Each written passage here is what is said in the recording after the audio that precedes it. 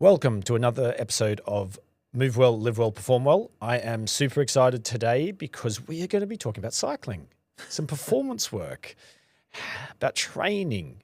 Well, I'm going to be able to geek out a little bit about FTP and some cycling training, which is one of my loves. And we are also going to talk about hydration and the importance of this in endurance sports, running, cycling, triathlon world. And I'm super excited to have the founder of FLOWBIO, the most accurate wearable sweat sensor in the world. I think I got that right. It's a mouthful, isn't it? Yeah. But our guest today is Stefan van der Fluit. Now, Stefan was a professional triathlete, was a Dutch champion semi-professional, and was a Dutch champion in 2018. He's now a very, very serious amateur cyclist, and he's the founder of FLOWBIO, a sports performance company focused on bringing lab-level hydration and sweat analysis into real-world training and competition.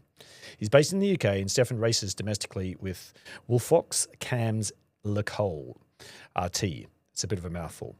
And as an endurance athlete competing at a high level, he has first-hand experience of the demands of high training volume, recovery management, and the small performance details that separate good from elite. Through FLOWBIO, Stefan is helping athletes and sports teams better understand hydration and electrolyte needs using advanced sweat sensing technology, providing more accurate insight into fluid loss and sodium requirements than generic one-size-fits-all hydration advice. His mission is to make hydration strategies smarter, more personalized, and easier to execute for both elite teams and everyday athletes. Welcome, Steph. Thank you very much. It's great to be on the show. Yeah. It's quite the setup that you got here as well. It's nice. It's a nice setup, nice. Isn't it? Yeah. It's nice and warm compared to outside at the moment. Nice and warm. So, mate, we're going to just dive into a few questions. I'm super excited to probably geek out a little bit about sports training, your ability to mix training and running a startup, which is hard. I know because we're founding WellQ, another sort of AI-driven health intelligence platform, but there's a lot of work. So juggling that's a difficult balancing act. Yeah.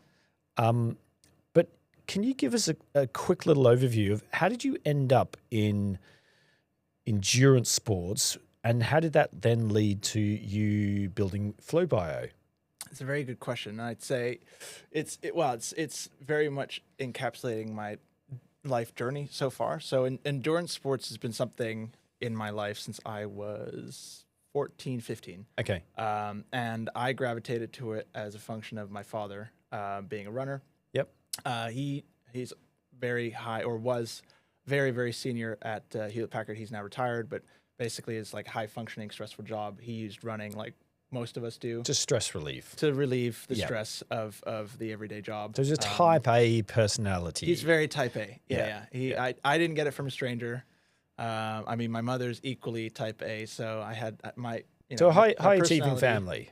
Very, very high achieving. Yeah. It's, and that's a whole other story, but I think my family or my parents are a big reason as to why I am who I am, obviously. Yep.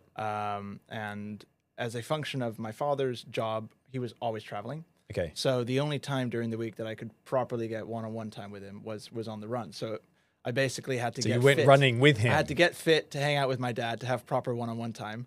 And basically as a function of just enjoying the running, right? Because the runner's high is a phenomenal thing. Nice endorphin hit. It's a phenomenal thing in at the end. So I was like, okay, I actually quite enjoy this. So then I started training on my own. Yep. I started beating my dad, which what age were you when you beat him? So we started a tradition that we would do sprint finishes at the end of our run, and I mean that started off when I was like 15, 16. So he never really caught up with me after that.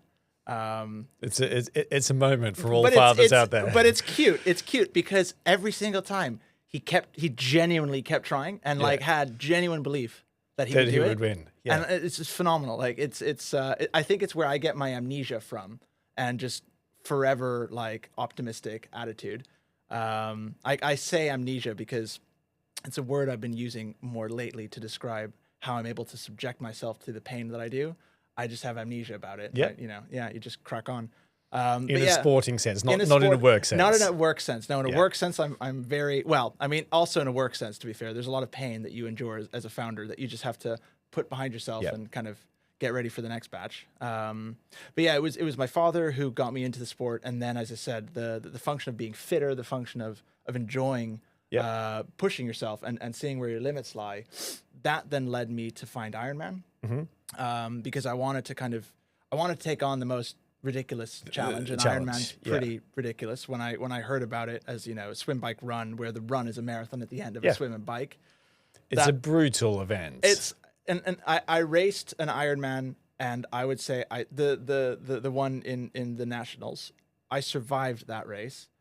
I raced 70.3s. I survived the Ironman. Like, I don't know how people race an Ironman. I feel the more I got into triathlon and looked to went professional, the more I realized if I can do 70.3 at a pretty high level while still having a life. Yeah. You cannot do Ironman at a very high level while still having a life. You've got to be all in. It's a full send commitment, and I think at that time where I was at that inflection point in my life and career, I walked that path for a bit. So I worked with a coach, Stu, who was Alistair's domestique at the 2012 games. So him and I worked closely together. Alistair Brownlee. Alistair Brownlee, Stuart Hayes. So Stu was my coach, and he was actually the guy who introduced me to Electrolytes. Okay. So I was a triathlete for, I think, 4 or 5 seasons before I took my first electrolyte. Okay, and that really changed the game for me. Yep. As you were saying earlier about Morton, I had a very similar experience through precision hydration.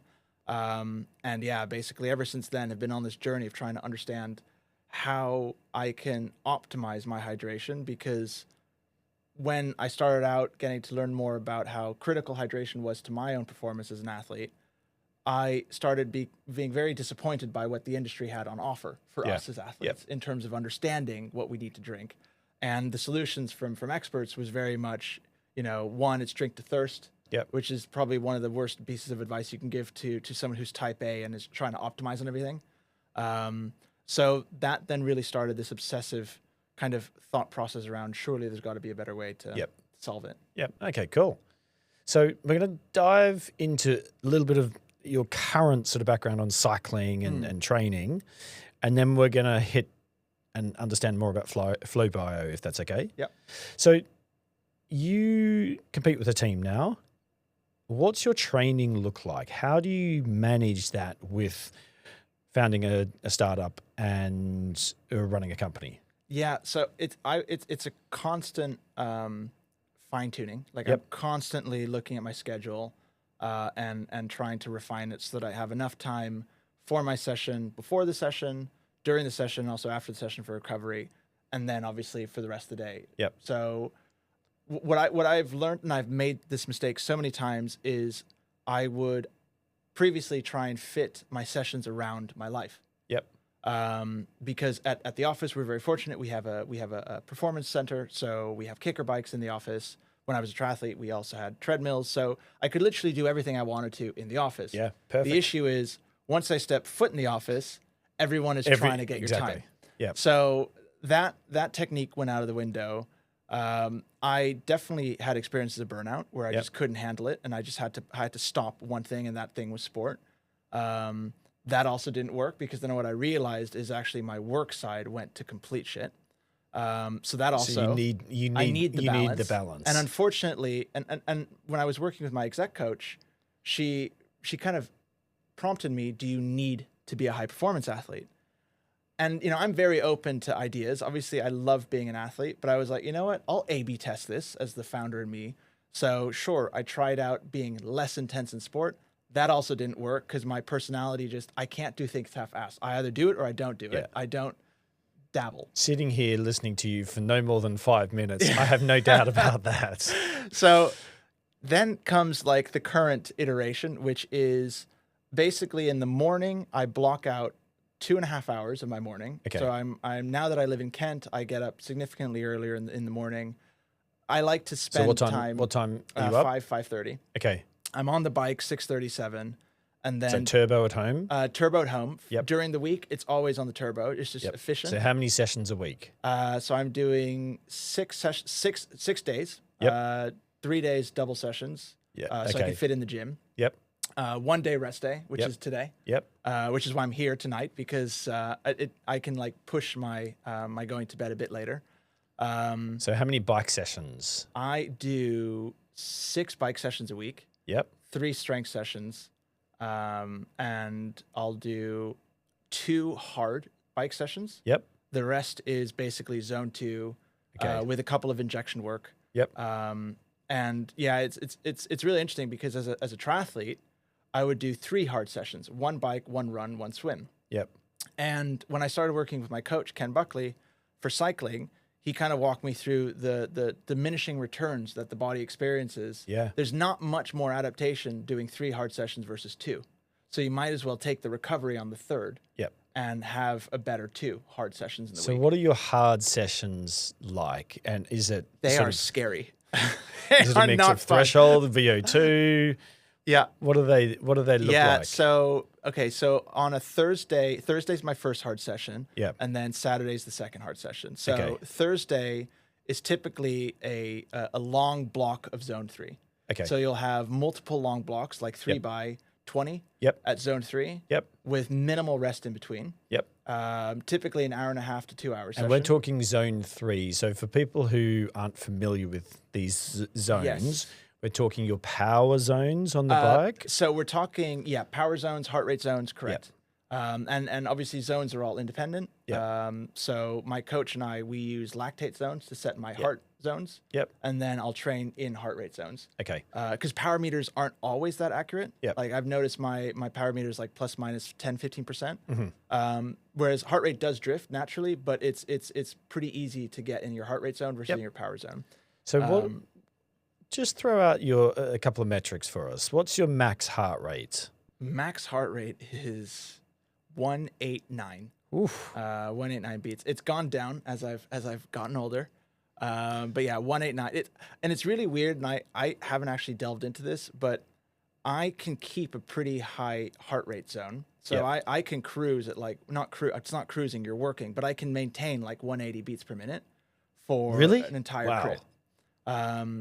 The issue is I've seen, not the issue, just like with my body, I've seen that my heart rate zones get shorter as the zones go up. So my zone 2 is actually quite wide. It's anywhere from 115 all the way up to 146. Oh, wow. So I have a really big zone 2. Yeah. But 3, 4, and 5 are within like 15 Very beats. short. Yep. Yep. So it's very tricky in the harder sessions to be very disciplined. Yep. And this is something I'm learning as a cyclist is I'd say the biggest difference between a cyclist and a triathlete in terms of the output is the discipline.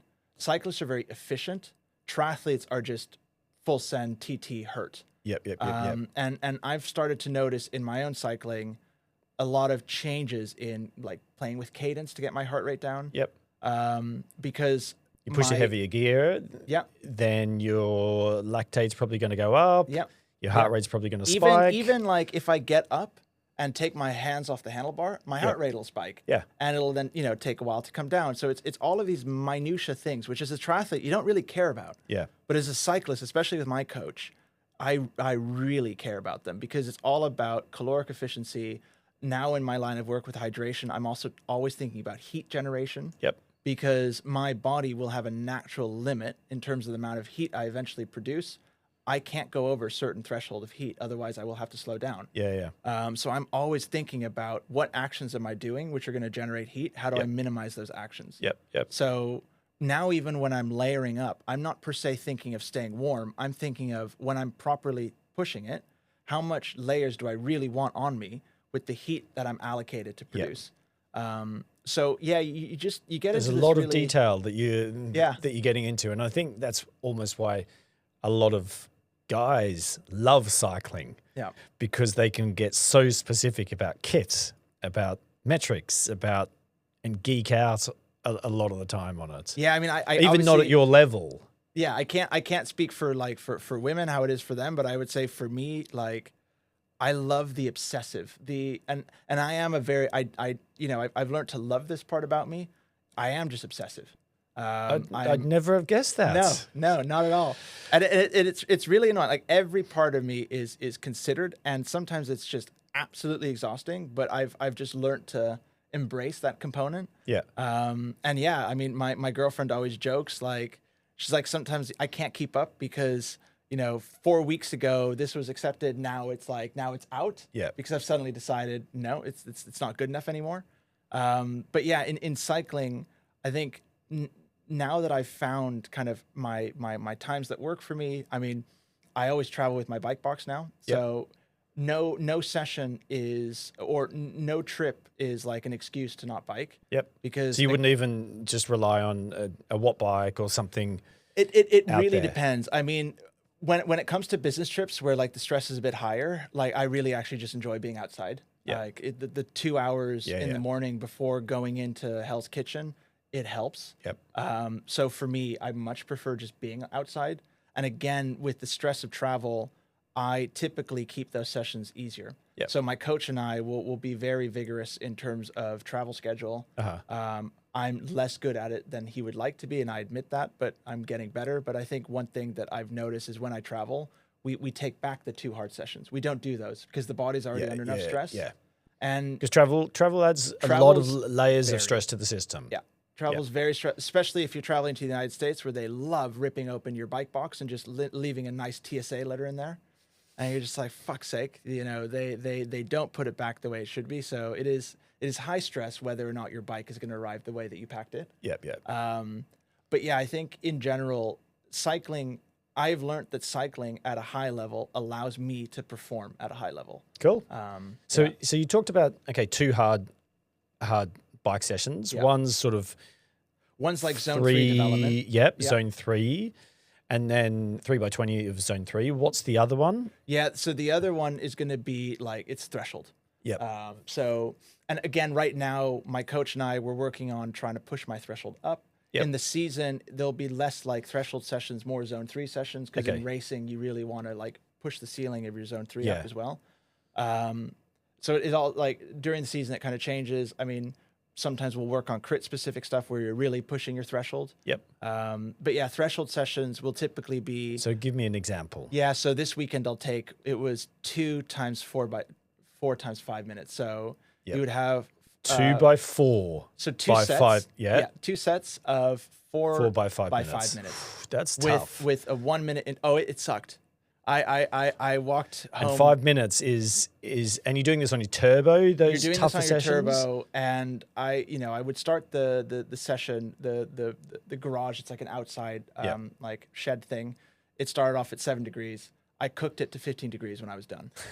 After an hour and a half. Yeah. You create a lot of heat on these kind of things. So that might be an interesting segue into your FLOWBIO. So, mate, you're balancing all this training while running a startup, raising funds, and you've worked out what works for you. So you train in the mornings. I train in the mornings, yes. Okay, and then you do some weight sessions at the end of the and that I now do at lunch because I tried the end of the day, but by the end of the day you're shattered. You're knackered, yeah. And I noticed I would go to the gym and it would be a useless session because you're just like you're going through the motions. Yep. So that I've now iterated to lunch block, and that's like a hard thing. Again, no one can move my lunch. Yep. My lunch is it's a as founder and CEO, you can do that. You can, yes, you can. Which is there fortunate. are some perks to the job. Yeah. So if it's an important investor calls. Yes. This is where the creep comes in. So what happens? Does the business take over? Does the training still, do you try and squeeze that in? So it really goes, it depends on where we are. So right now we're like mid fundraise. I have prioritized meetings with investors. Yep. Which went to the detriment then of my lunch, say my gym schedule. So I've had to remind myself about the non-negotiable, and what I now tell the investor, because mostly they're fine. Yeah. And they don't like, to them they don't care. They don't care if you're having that call at 12 or at 2. Yeah. But for me, like the rest of my day, I just feel really guilty is a huge word, and I don't like to use it lightly. So I don't feel guilty, but I feel very close to that word if I miss. So you've missed. Because it's a commitment to myself. Yeah. That I've not. So you've got some fairly hard rules that you operate by. Yes, because your executive coach would have an absolute field day, I'm sure, with you, wouldn't they? Yeah, I think, it's really interesting. Because my girlfriend's, equally, she's a professional runner, and I joke that she's very hard on herself. But now hearing myself talk and your reaction to what I'm saying, I can tell that I understand that I am very like rules based. Yeah. I don't know if I can do both without those rules, because I think you need hard rules. yeah, You I need think the world will just take from you if Yeah. you don't set boundaries. The world is very good at just taking. But it sounds like you've got very organized structure because you've learned what's worked for you, which is brilliant, and you're successful on both fronts. And it's helping you achieve on both fronts because they both feed into each other. They do. And I've made the very like self decision that, to me, I mean, I'm a very minimal dude. If I can work, if I can play, and if I can see friends, that's good. Perfect. I'm happy. Perfect. Yeah. So, recovery. How do you recover with your training? You're training, hard. Okay, that's not quite professional level in terms of volume, but you must be what? How many kilometers a week would you do on a bike? Around 400. Okay, so that's chunky. I mean, I think yeah. I'm a bit serious. I'm pushing 150, 200 K a week, but I'm only doing 4 sessions a week. Yeah. Plus some strength and Pilates. So I'm nowhere in that sort of league. So how do you optimize your training? And the recovery is probably one of the most key parts to making the gains with your training. Yeah, so because I have a history of eating disorder, so for me, fueling has always been difficult. I've spent years now trying to really like see food as fuel. Yep. And because you didn't in the past. Because I didn't. I would put my hand up and admit that I worked out to manage my weight, and then luckily I found actually the performance element in the working out, and I gravitated more towards that than the management. The management kind of got boring after a while because it actually got in the way of my performance. Yeah. And that took me like 2 years to really get my head around. Actually, the managing is what's preventing the performance. Mm-hmm. So just like take the leap of faith. Yeah. Eat more, see what happens. And ironically, my body composition improved and everything. And your performance improved. And your performance improves, and it's this wonderful cycle. So I use an app called Hexus. Yep. Because I was on that for a little time. Hexus it's a great app. It's not the most intuitive app. I've met a lot of people who used to use Hexus. Wasn't syncing with my training peaks, I don't think. Yeah, it's still quite buggy, but I mean, it's a small team. Like, we're a small team. I can totally empathize with the bugs. So that's why I still like stick through it, because the premise of the product, the fuel for the work. So Hexus is a nutrition app where you enter all your training profiles. So all your macros. And it essentially takes the thought process out of fueling. And tells you when to fuel, how much you might need. Everything. And it's phenomenally intuitive in the sense that if you use Training Peaks like your Bible, which I do, by the fact that it integrates with Training Peaks, it will time everything around your session. Yeah. So I've kind of learned that my system is, when my coach puts my Training Peaks plan in for the next 3 weeks, I go in and I input the exact times that I'm going to do those sessions. Because that then coordinates it with Hexus. Organization. It's so impressive. It's so much organization, but I've noticed a difference. When I fuel for the work required, my God, does my body perform. Yep. And my protein is like, I do 2 grams per kilo. Yep. So I'm on like 170 grams of protein a day, which is a lot of protein. Yeah. Like, it is hard to get that amount of protein, but and the fueling is almost a full-time job. Yeah. I mean, it's hard to get. It's hard. Yeah. That amount of carbs in that you need. Yeah. Plus the protein. Yeah. So fueling is part of your recovery strategy. I'd say fueling is the one that I spend the most time practicing consciously. Yep. Naturally, there's like what time about off. Sleep? There's sleep. I'll do at least 8 hours a day. Yep. I'm not wearing it now because do you track your metrics? I do. I've got an Oura normally, an Oura. Or versus a Whoop? I prefer the Ura just because the Whoop, I notice when I'm taking layers off on the bike, it catches, and it's like I just prefer wrists free, just so that it's when I'm on the bike, I'm as safe as I can be when I'm hands off, because I did have a bad crash once, and it was because I was taking too long to get a layer off. So for me, that's not good on a bike. No, it's not good on a bike. Yeah. So yeah, Ura to sleep, track, and so HRV and core body temp, and resting. Those are the three things that I look at. Okay, so core body temp. How are you tracking that on Aura Ring? I'll track that with Ura because they're using skin temp as like an approximation. So as long as my skin temp isn't drifting more than like 0.1 Celsius, I know that my body's okay. Your body's okay. Yep. But it is pretty awesome to see how HRV and resting are early indicators of something. Yeah. You don't know quite what, but when you say resting heart rate. Resting heart rate. Yes. Yeah. Yes. So I've noticed that, like, as long as my resting heart rate is between kind of 36 to 39, I'm okay. So just a moment on that. What's your resting heart rate? On a good day, if I'm fit, it's between 36 to 39. Yeah, that's a little bit lower than mine. Yeah, but I'm also probably mine's in the 40s, but yes. I mean, 40s is higher 40s, but yeah. So what else do you do for recovery? Do you do anything active for recovery? So I'll, like, on my rest day, it'll be an active recovery day. So I'll try and walk more than I normally do. Why? Just to create the blood, of blood circulation. I'm not good at stretching. Okay. I'm not good at pre and post ride activations and cool downs. So you don't do roller? I don't do any of that, but that has nipped me in the butt so many times that I literally, as of this Saturday, have started.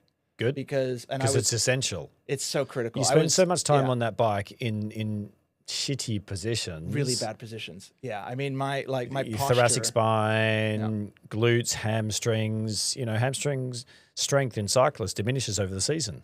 Yeah. So key strength and mobility stuff. Yeah. It's one thing I'm working with my PT on, including in my S&C, and then I add on time to my S&C for proper stretching. Cool. Because I mean, I'm 31, turning 32 now, and I notice it. My body holds tightness significantly longer than it used to. Yeah. And I notice then the power output. So what's your VO2 max? Gosh, do you know what that is? I don't actually know what my VO2 is. No, because what's your proxy? Like Aura probably gives you a rough guide, doesn't it? Like Whoop does. It's a good question. I actually have not looked at my VO2. Okay. What's your FTP then? FTP is 300. Okay. Yeah. So it's nothing like it's not heroic. I'm doing okay if mine's 295. Yeah. Yeah. That's very good. Yeah. I'm just a bit heavier and a bit older. But it's one of those things where, I mean, when we were out at training camp with the guys at EF, and just for anyone listening, FTP is functional threshold power. Yeah, it's what you can sustain meant to sustain for an hour. Yeah, 60 minutes. Yeah, yeah. So when we were at training camp with some of the guys of EF, I was with Simon Carr, who's crazy good climber. Yep. And when he told me that his FTP was 350, I was like, you know what? I'm happy with my 300 because this is your entire life. Yeah. And if I'm basically less than 20% from your like peak fitness, that's impressive. Not bad. Yeah, very good. So I think for me, I would still like to get my FTP somewhere in the region of like 4.5 to 5 watts per kilo. Yep. That's kind of what I'm aiming for because I'd like to race in Cat 1, Cat 2 level. So I naturally need to get slightly leaner, need to increase the strength. But I think, we're not too far leaner off. already. Yeah. Okay. So ice baths, sauna, cold plunge. Do you do any of those? Sauna, yes. Yep. It's just hard now that with the move and everything to like find a new place. I'm still trying to set that up. Ice bath, I try and just do really cold, like cold shower or cold bath. Yeah. Yep. Okay, cool. Because it's like getting ice blocks and. I mean, Lumi do some easy pods. I have one at home. I just keep it full in winter. Yeah. full with cold water. Now and that it's I've got a cold enough. garden, I can do that. Yeah. But yeah, I think ice baths are phenomenal. I was actually speaking to a rower today who said that if you're constantly doing ice baths, it actually prevents the recovery. The adaptation. Yeah. Yeah. So you Yeah. need to look at when you're doing it, because Yeah. if you want that physiological adaptation from the training session, you ideally don't want to rely on your body using an ice bath. But if you want to recover quickly Yeah. in competition, that's when it's a good time to Yeah. use. Yeah. But actually, you want your body to get used to working through that recovery process. Yeah. Okay, so you've talked about sleep. That's a bit of a non-negotiable. Your nutrition Absolutely, yeah. is Also now very quantified and scripted. okay. Hydration. Yes. Okay. Hydration is very data driven. So hydration has become a bit of a missing link for you. Yeah. That you've sort of nailed on the head with FlowBio. Is that right? Is that sort of where you Yes. saw there were a lot of gains to be had from trying to personalize people's hydration? Yeah. So hydration is one of these things that, you know, and I'm still trying to understand why we give it the less love that we do. Yep. But hydration just has little to no attention. Yeah. And one of my main rationales for that is it's readily available. Yeah. If you and I wanted to go get hydrated, there's nothing stopping us going to a tap. If we wanted to get better fueled, you know, we'd have to make more effort. We'd have to leave our building, go to a grocery store, yada, yada. So hydration, I think, has always got this lesser attention around it, Yeah. given it's constantly readily available. Yeah. The worst thing, however, of hydration is majority of us don't know what hydration actually is. We think we know what it means, but we don't. And I think this is So what really does it mean? Yeah, so hydration, colloquially speaking, you know, I'm sure like the listeners here will be doing this exercise in their head already. Like, well, what is he talking about? Of course, I know what hydration is. So if we're all honest with ourselves for a second, I'm going to give you 5 seconds to think about it. In your own head right now, define dehydration. Do you want me to? No, we'll let the listeners do it in their head. And answer this is one? an honesty exercise. Yeah. So I'm sure the majority in the room on, you know, YouTube or whatnot are I'm saying, just reaching for water. Just Yeah. note on that. yeah. On that discussion. We'll probably say dehydration is a lack of water. It's not enough water. It's something related to water, and typically deficiency of water. That is not what dehydration is. Dehydration to a physician, dehydration to a doctor, dehydration to a nutritionist means there's an imbalance of water to electrolytes, specifically sodium. Yep. And that imbalance, and here's where it really gets hard, can be both a surplus or a deficiency. So you can actually have too much water in your system and be defined as dehydrated.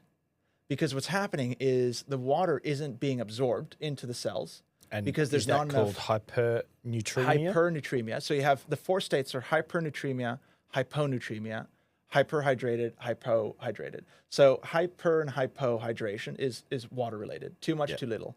Natremia is salt related. Too much, too little. So you can actually have too much salt, too much water, too little water. And the fun fact is most people, when they are dehydrated in mass participation events, they're actually overhydrated. Yeah. They have too much water. Too much They've diluted their plain electrolytes. fluid. Because in the back of their heads, they're thinking, I mustn't get dehydrated. Yeah. So any aid station opportunity, they're downing Water. Yeah. And I think this for me was where the penny dropped was, I mean, it took me 4 seasons as a triathlete to take my first electrolyte. And I typically have quite a clean diet. I definitely wasn't adding enough sodium in my diet. Yep. So I was just chronically dehydrated. Yep. Most likely both from a sodium and fluid perspective, because my sweat rate is on the higher side. So basically for FlowBio, we always say that hydration's like the missing pillar. It's the neglected pillar. Yep. Because if we kind of think of our bodies, what do we need to do to survive? And I was recently told by someone it's actually 5 pillars, not 4. So the 5th pillar is breathing, which actually fair play to them. Yep. If you don't breathe, you die. Yep. So, okay, if we take breathing out, pillar number 5. Pillar number 4 is eating. We need to eat. Fuel. Yeah, fueling. Pillar number 3 is sleep. You need to sleep. Yep. Super important to It's recovery. incredibly important. Pillar number 2 is hydration. If you're not hydrating, you know, you die. Yep. And that's, well, was about to say, what's pillar number 5? Those are the pillars. So it's the 4 neglected pillars. And basically, hydration, if you go down the colloquial path of just like drinking to thirst, that's a delayed response. Yeah. So if you're thirsty, that's your body saying it's too late. it's too late, especially from a performance setting. It's, you know, if you're an everyday person, obviously it's never too late to drink, but you know, you're probably going to delay where you're going to experience symptoms for the next like hour to 2 hours. Yep. Your cells are probably crying out. Your cells are crying out, I need water. Yep. And if you're just drinking plain water and not sodium, that water is just going to sit there. Yep. And we all have done it in chemistry, but we've all forgotten it. But osmosis, right? If we don't have salt in an environment of water, that water doesn't get drawn in. Mm-hmm. So that really is the crux of what FlowBio is trying to solve. It's that question of, we all know this like electrolyte supplement over here, but none of us know how much of it to take. Yep. That's really what we're trying to answer at FlowBio, is we tell you exactly what you need to take as a function of measuring what your body's losing through thermoregulation. Okay. So what happens? Clearly, okay, if you're dehydrated, people can become medically very, very unwell. Yeah. But from a performance perspective, if we're talking about endurance sports, what happens to the body? Sure, when you're dehydrated, surely, you know, there's a drop in performance. Yeah. Okay. So it's really, so yes, there is a drop in performance. The drop isn't universal.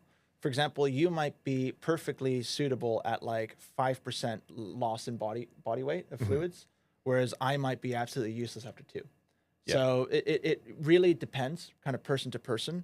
So when you're talking about a performance setting, watt per kilo again, you might actually be better off from a performance standpoint being as close to that 5% as possible to get the maximum out of your body. Okay. And we might want to game that, right? We might want to, in a race situation, try and manipulate that you can hug as close to your performance line as possible. Yep. In a training situation, most stupid thing ever. Like, why do that? Yeah. You know, there's no need, but in a performance setting, absolutely.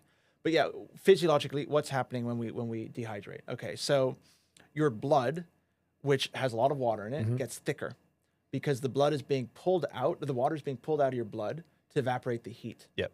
And again, what I said earlier, if we start to think of everything as heat production and heat dissipation, that's when we really start to understand where the limits of our body's performance is. So, and the Norwegian method is very infamous for this. That's why they're strapped up with core body temperatures. It's about heat and fueling. Yeah. How much fuel can you put into your system, and how efficient at dissipating the heat that your body is using, i.e. the fuel that you're taking in is burning to create power output. How much heat are you able to output without going over a certain threshold zone where you start to overcook? Yeah. So when it comes to exercising, only 30% of the power we produce goes into output. 70% of the energy that we're expelling is heat. So 70%. So say your FTP is 300 watts. Yeah. It's actually 1,000 watts, but you're creating 700 watts of energy.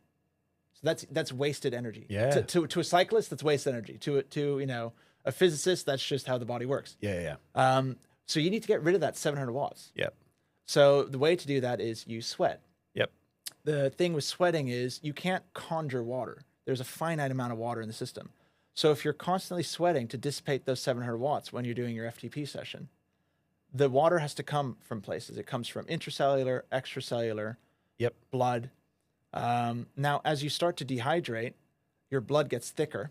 Your heart is having to work harder. It's tapping into your glycogen quicker. Yep. So you're tapping down your carbohydrate reserves. Yep. So it's basically a slippery slope downward. So what does your body do? It's going to say, whoa, slow down. Our bodies weren't developed to go do the Tour de France. Yeah. We've adapted them to do the Tour de France, but they weren't developed, i.e. they're developed to survive. We used to run across the African plains, but significantly slower. Yes, exactly. We would be much more tempered in our efforts. So now that we're trying to break world records and do all kinds of crazy stuff, our body has to adapt. Yep. But there is also a certain point where the body's like, my number one job is keeping you alive, not winning this race. Yeah, so your body has these protective mechanisms that are all about survival. Yeah. And when those kick in, forget it. Your performance is now priority number 80. Yeah. So your body's going to start to shut down certain functions. It's going to start to prioritize energy. it's going to start to slow you down, make you feel certain things to bring you down. Yep. So that you stop creating that amount of heat. So there's all these things which, if you are focused on making your body or giving your body what it needs to keep those processes up to a kind of a maximum, you can sustain that performance for longer.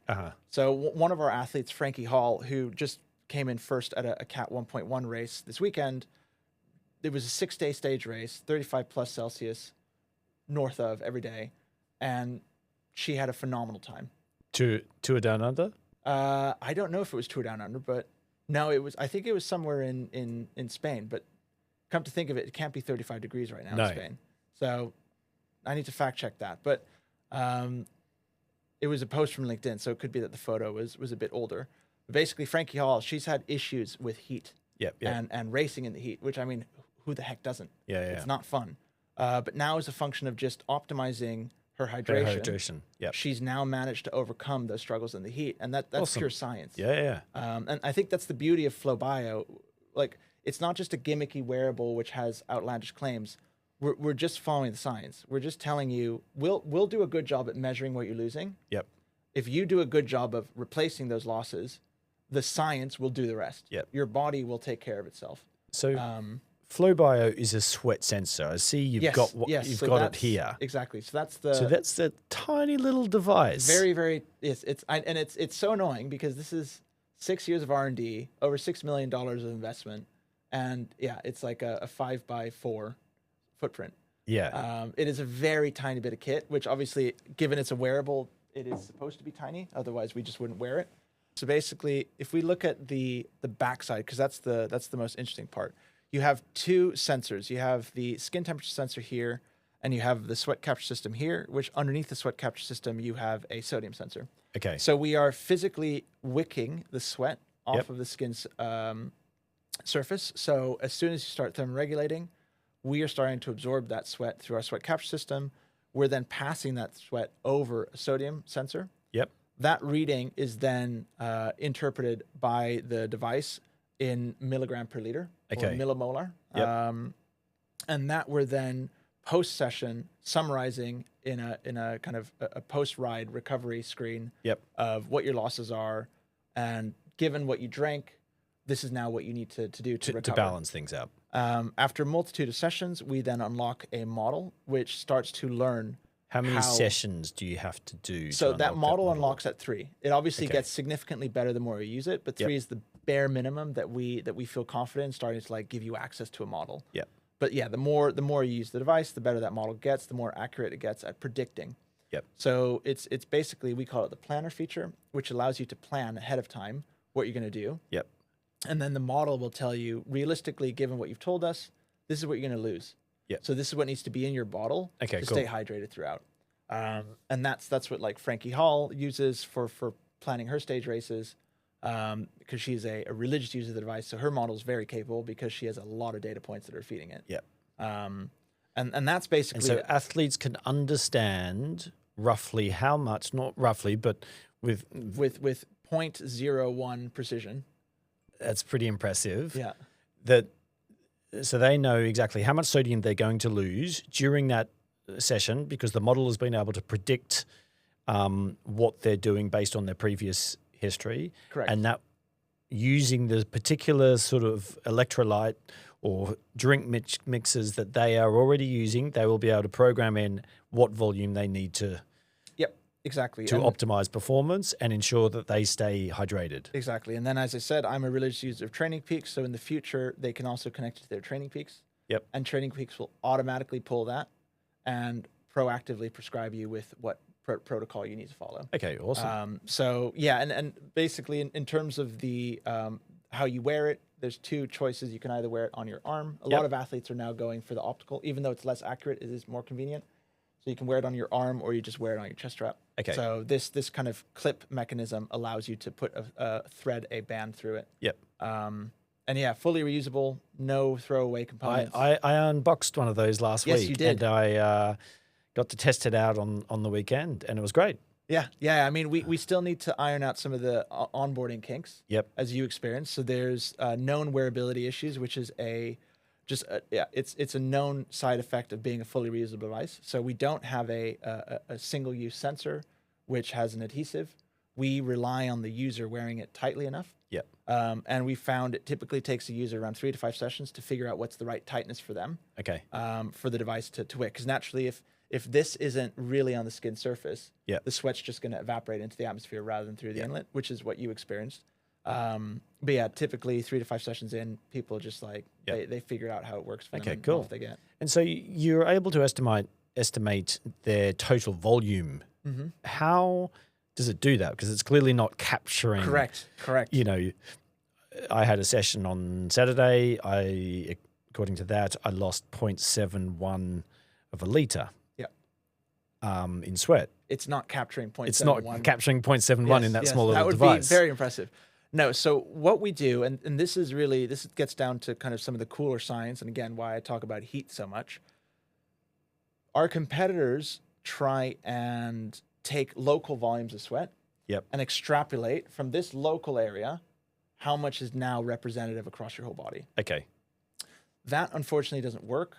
We say that very confidently because we tried that methodology about 4 years ago. The reason it doesn't work is because you're making two main assumptions. One is that underneath the inlet where the sweat is coming in, the sweat gland density is uniform, and each sweat gland is ejecting the same amount of fluids, which sweat glands just don't behave that way. So that methodology basically goes out the window, and what needs to then make way is a more advanced approach of looking at how the body is thermoregulating and why the body thermoregulates. So we're actually looking at the environmental conditions in which the body is, so hence the skin temperature sensor. So we have an internal temperature sensor, the skin temperature sensor, and your heart rate. Okay. And those three allow us to understand how much energy is your body creating. Again, 30% of energy is caloric output, the rest is heat. So that heat transfer, the heat flux equation, is what we have built to essentially understand how much water is your body dissipating to get rid of the heat that you are creating. So we look at it purely from a physics and thermodynamic standpoint, rather than a local volume standpoint. So you've got some serious data scientists in your... It's a very full stack company, So we have physiologists, computer scientists, machine learning engineers, chemical engineers, electrical engineers, software engineers, nutritionists. It's a very full stack team. Cool, amazing. And so are you able... or are you almost interpreting what the core body temperature is doing during that? So we don't look at core body temp, not yet at least. But will that almost be a proxy for us? So skin temperature, some people use skin temp as a proxy. We're simply looking at the heat exchange between the skin and the atmosphere. Okay. That's what we really care about. The heat exchange, as well as the energy that your body's producing. Because that then equates to heat that you need to dissipate. So that's the amount of energy that's being dissipated. Correct. Yeah. So essentially, that is what we care about. And that is allowing you to get total volume. Correct. So if you then go a step further, our accuracy is reliant that we get better accuracy if you use a better heart rate source. Okay. Because heart rate and VO2 calculators is how we measure energy expenditure. So you get the best accuracy out of the system as a cyclist if you have a power meter. Because power is the best way to measure energy. Second best is heart rate. Third best is energy and duration. So I always wear my chest heart rate. That'll always give me better data caloric wise than if I wore an optical heart rate sensor. Okay.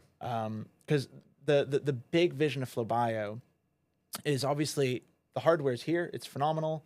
We love it. It's an incredible part of the business. The wider opportunity outside of hardware is something which sits in every single wearable. And that is something we are very much looking at and are in conversations with the majority of the bigger players to do so. The way that we're doing it is less obvious. But we are very adamant about the fact that our mission, which is to delete dehydration, needs to extend beyond our own hardware and the athlete. It needs to go to every single human.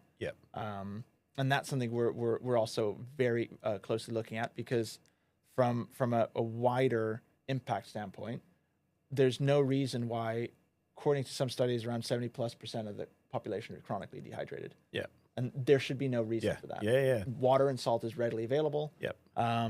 So our job and the way that we think about it is, you know, in 3 to 5 years time, the way we talk about hydration now, which is exciting, in 3 to 5 years time will be very boring because all of us will just It'll be be on top of it. commonplace. It'll be Yes. commonplace. Yeah.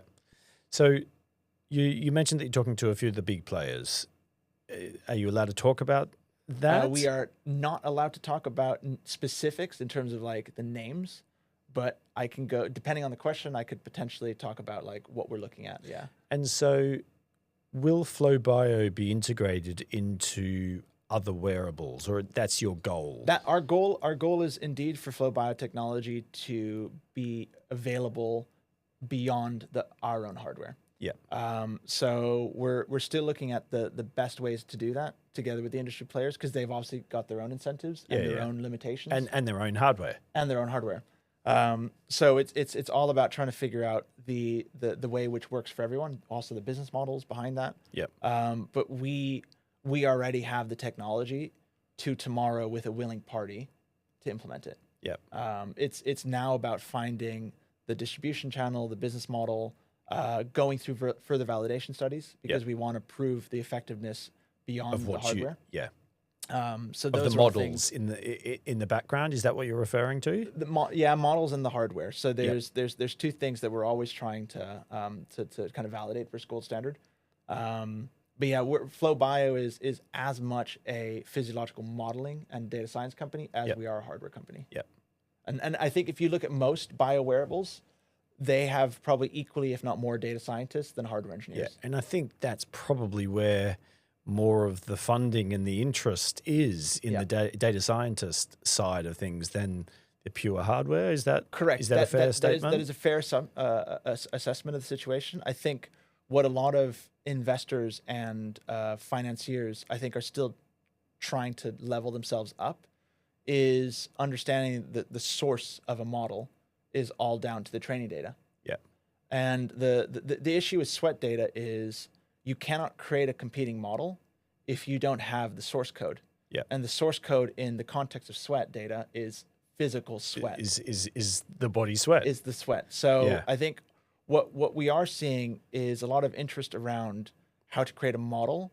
What I think is still lacking is the fundamental understanding of how you get to a model. Yeah. And I think that's a step that a lot of investors skip, and they just assume the data's there. They assume hardware is not a necessary evil. Yep. But I think the smart investors understand that you need to create a hardware business before you can create a software business. Yeah. And many of us don't know this, but the technologies which power the VO2 max algorithm that you were talking about, the caloric algorithms that estimate our caloric expenditure, that started from a Finnish company who actually created chest straps. Yeah.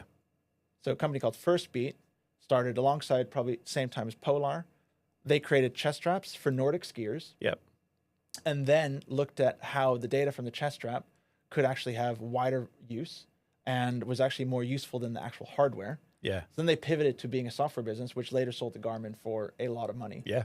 Actually, we know First Beat because it was one of our first pilots. Okay. We used their hardware to collect all our data. Yeah.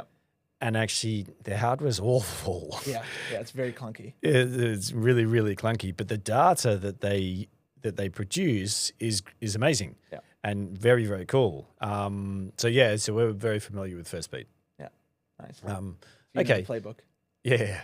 So super fascinating. So just looping back, there's a massive difference between how you will sweat and I will sweat. Yes. And how our bodies are producing energy and how much salts you might lose during a tough session versus me. Mm-hmm.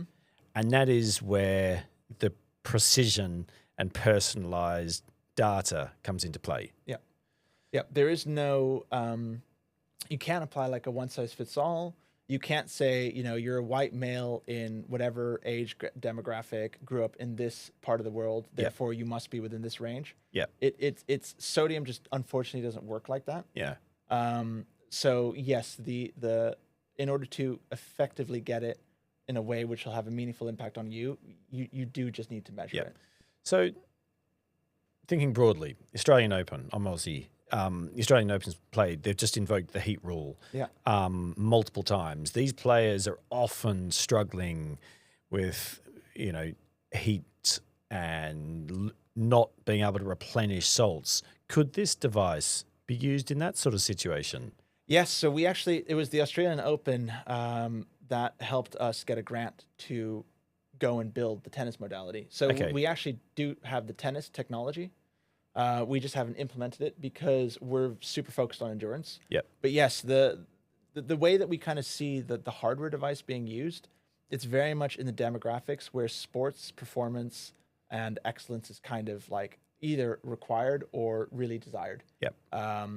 So any situation, be it a professional sports person or an amateur sports person, where to them performance and output is so critical. Yeah.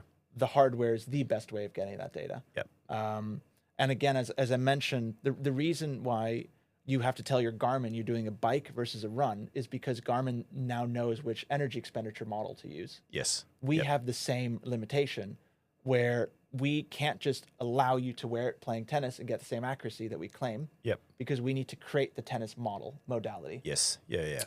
So the way that we go about creating modalities is we tend to partner with either the federations or clubs, people who have a vested interest in that technology existing in their space. Yep. So we kind of let the customer pull us into that space to go and build out the function for that. But yeah, tennis is actually was one of the first sports to come to us and say, we need this. And it was actually as a result of the US Open. Okay. So I think there were a couple of very high profile players that bonked out of the tournament earlier than they should have as a function of dehydration and dehydration related symptoms. So really tennis players, the reason why we haven't commercialized it yet is because as a culture, tennis isn't very data driven. Yeah. So there's other sports in the pecking order, which I think take first dibs, like rowing or motorsports, where it's super analytical and it's almost clinical in how they go about it. Yeah, motorsports would be another interesting one. Yeah, motorsports in terms of high level cognitive sort of function as well. Yeah. Yeah, we were speaking to the former head of human performance at Red Bull, who claimed that if Verstappen was more hydrated, the time savings he would have per lap would equate to millions in spend on the car to get the same amount of savings. Yeah. So yeah, like cognitive performance, attention, focus. Yep. That is all linked to a better hydrated state. Yeah. Impressive. So do you see this having, in the performance world, a bigger role in sort of individual sports because they tend to be more your endurance sports? Is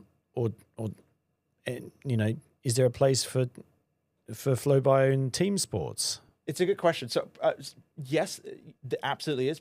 We always say wherever someone has a sweat gland and a heartbeat, that's where FLOWBIO is relevant. So every single person, His Royal Highness who messed around on an unnamed island who doesn't sweat apparently. Apart from him, everyone else is our customer. Yep. The reason we're starting in endurance sports, one, it's a culture of obsession. So cyclists, triathletes, runners, it's a very individual sport. You are responsible to your own self. Yep. And they all love metrics. They love their data. Metrics. Yeah. So, and around 48% from our own polls of endurance athletes consume electrolytes. So they're also very educated about the importance of supplementing. That must have gone up over the years. I think now it has, especially with companies like, not Levels, what are they called? LMNT, who are just really pushing sodium to the market. I think more people are heightened about the importance of sodium consumption. The question is, again, how much sodium? Yeah. But yeah, I think in team sports, there's less of a urgency simply because the solution to pollution is dilution. You're one of 11. Solution to pollution is dilution. Right? So in a team setting, it's less obvious that you're underperforming because you have 10 others who can carry your underperformance. Harder in rowing. Harder in rowing, yes. Because if you're one of them you screw up the entire boat. Yeah. Yes. And rowing is high on my list for the next discipline to go and support. Yep. Okay, cool. Fascinating. So in the next 2 to 5 years, FLOWBIO, mass market into all wearables? In the next 5 years, yes. If we're not into all wearables, then we've massively delayed on our roadmap. Yeah, it's we want to be in the first external wearable by 2028. That's our 2028. Yeah. Okay, cool. So 2 years. 2 years. Okay, nice. And is that wearable going to be a watch? Is it going to be a ring? Is it going to be a band? Yes. Well, so one of our investors did found Ura, but we aren't necessarily favoriting one over the other. Really, for us, it's a multitude of parameters that need to be met. One is it still needs to be quite close to our core market right now. Yep. Because the way that we see it, we call it AHI, Advanced Hydration Intelligence. The way that we see AHI serving the wider business is it actually feeds people into the FLOWBIO sensor. Yep. It's a very similar behavior that I think the optical heart rate is having on the chest strap category. So the chest strap is actually growing again. And the reason for that is I think a lot of people are more cognizant to the fact of the inaccuracy of optical. Yep. But they are starting their journey with an optical. In your view, what level of inaccuracy is coming from the wearable? It's difficult. So if when I was using the Whoop, for example, I noticed it was perfectly fine, zone 1, zone 2. The second I would go zone 3 and above, it started to not keep up.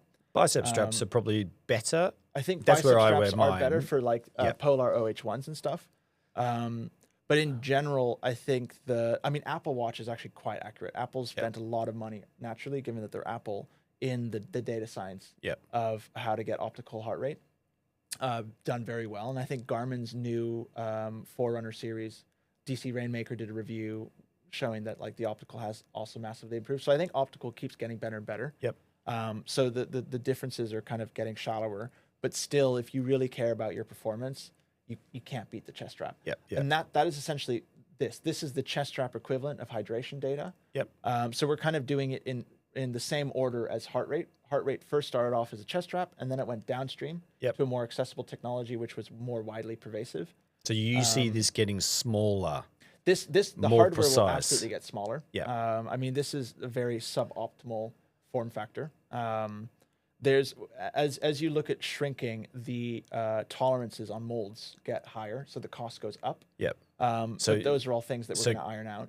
Cost per unit's got to increase. The cost per unit will increases. Or the R&D behind it. The R&D increases, however, with economies of scale, because by the time that the Gen 2 of this comes out, we'll have so many more customers that the economies of scale will actually probably bring the BOM down in relation to the BOM of this. But yeah, in general, we really want to see the FLOWBIO ecosystem be supplemented by AHI, where AHI essentially creates demand for more accuracy because you kind of had a taste for the good stuff and now you want the best. And the way I kind of see the behavior, the consumer psychology within our industry, which is human performance and health, it's an evolutionary behavior. You're never static. You never stay in a category. You're always promoting from one into the next until there's no other category to promote into. So the analogy I always say is kind of the Garmin. If you're a runner, you start off running, you might get yourself a Fitbit or secondhand Apple Watch, etc. But as soon as you start to really get into running, the Apple Watch battery life is appalling. So then you start looking further afield. You might go to Polar, you might go to Garmin. But once you're on Garmin, best ecosystem for runners, incredibly good battery life, integrated into all the apps that you could possibly dream of. You never look further. Garmin is it. And Garmin is it for you for the next 20, 30, 40 years. So when you think of it from a business standpoint, the customer acquisition cost versus the lifetime value, what product do you want to be? The mass consumer product, which someone promotes themselves out of in a year or two, versus the slightly more niche but hyper-focused product that someone's with for 20, 30 years. So that's how I think about it. It's the lifetime value versus. Does that give us a CAC hint of where you're aiming this at? Well, I personally, as a high performance person, will always be obsessive about the human performance angle. But we also have to be very practical that you can't reach 1 billion plus people through hardware. But that being said, we will always have a hardware component. One, because we always want to offer what I call that destination product, the product no one can advance out of because you are the best. Whilst using that kind of status and technology to create AHI and to improve AHI.